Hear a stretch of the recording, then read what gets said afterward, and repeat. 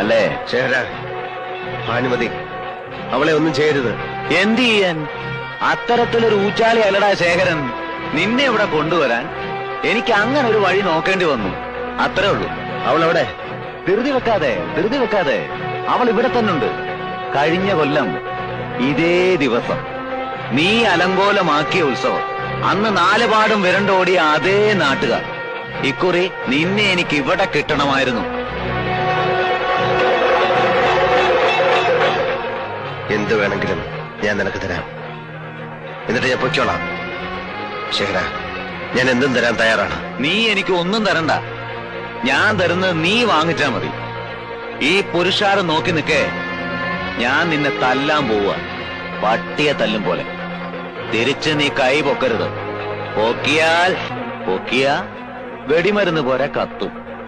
അവളുടെ കരച്ചില് പോലും പിന്നെ നീ കേൾക്കില്ല. നീലകണ്ഠനെ ശേഖരൻ ജയിക്കുന്നതിന് ഈ ആളുകൾ മുഴുവൻ സാക്ഷിയാവണം.